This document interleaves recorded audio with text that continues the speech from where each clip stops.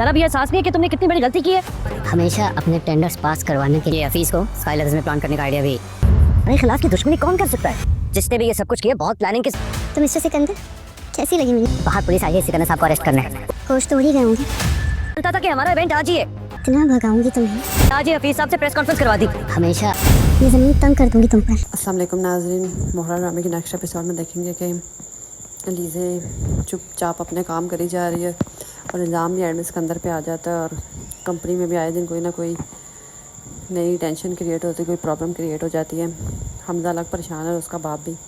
حمزہ الٹا سکندر کو بلیم کرتا اور کہتا ہے کہ منع بھی کیا تھا نا تمہیں، پھر بھی تم بعد نہیں دیکھ لیا اس کا انجام۔ تو سکندر الٹا حمزہ کو کہتا ہے کہ میں نے کیا یہ سب کیا تھا آپ کی وائف علیزے کا ہے، تو آپ مجھے نہیں اس چیز کے لیے بلیم کر سکتے۔ تو سکندر کا باپ ہوتا کہتا ہے تم دونوں آپس میں تو لڑنا بند کرو۔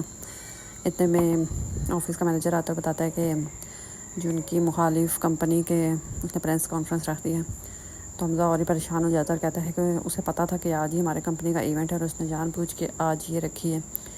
اتنے میں اوپر سے پولیس آ جاتی ہے اور آ کے کہتے ہیں کہ ہم سکندر کو اریسٹ کرنے آئے ہیں۔ وہاں پہ ریشا بھی ہوتی ہے، وہ تو سن کے پریشان ہو جاتی ہے، کہتی ہے سکندر کو کیوں اریسٹ کرنے آئے ہیں۔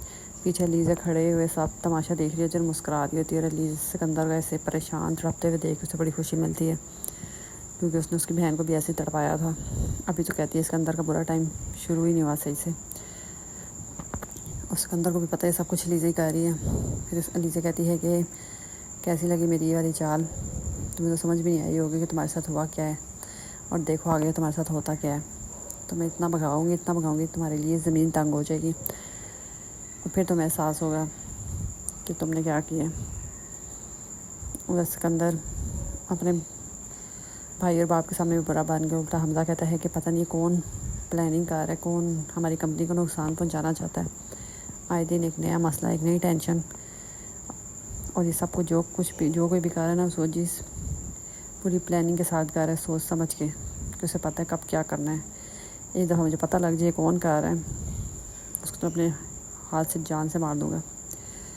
جب حمزہ پہ علیزہ کی سچائی کھلے گی تو بیچارہ حمزہ ٹوٹ جائے گا، کیونکہ اس نے تو علیزہ سے محبت میں آ کے شادی کی ہے، لیکن علیزہ نے اس سے صرف سکندر سے بدلہ لینے کے لیے، اور علیزہ جب سے آئی ہے وہی کام کر رہی ہے، آئے دن سوچتی ہے کہ اب سکندر سے کیسے بدلہ